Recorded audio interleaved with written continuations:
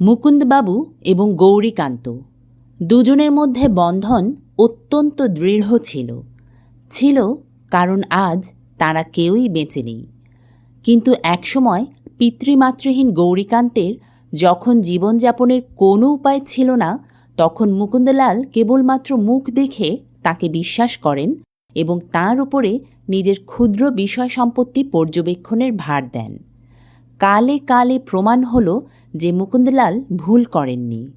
গৌরীকান্ত অত্যন্ত যত্নে, অক্লান্ত পরিশ্রমে তিলে তিলে মুকুন্দলালের বিষয় বৃদ্ধি করতে লাগলেন।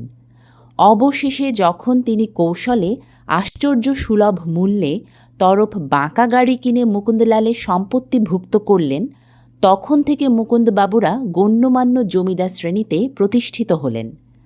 প্রভুর উন্নতির সঙ্গে সঙ্গে ভৃত্যেরও উন্নতি হল।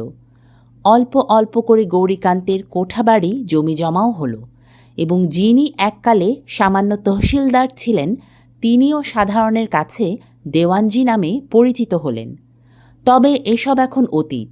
বর্তমানে মুকুন্দবাবুর একটি পোষ্যপুত্র আছে, তার নাম বিনোদ বিহারী। গৌরীকান্তের সুশিক্ষিত নাতজামাই অম্বিকাচরণ তাঁদের ম্যানেজারের কাজ করে থাকেন। দেওয়ানজি তার পুত্র রমাকান্তকে বিশ্বাস করতেন না, আর সেই জন্য বার্ধক্যবশত নিজে যখন কাজ ছেড়ে দিলেন, তখন ছেলেকে বাদ দিয়ে নাতজামাই অম্বিকাকে নিজের কাজে নিযুক্ত করে দিলেন।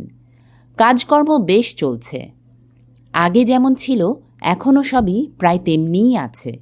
শুধু একটা বিষয় একটু পার্থক্য হয়েছে।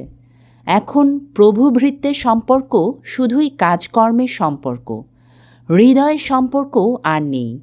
আগে টাকা সস্তা ছিল এবং হৃদয়টাও কিছু সুলভ ছিল। এখন সর্বসম্মতিক্রমে হৃদয়ের বাজে খরচটা এক প্রকার বন্ধ আছে। নিতান্ত আত্মীয়ের ভাগেই টানাটানি পড়েছে, সেখানে বাইরের লোক ভাগ পাবে কোথা থেকে?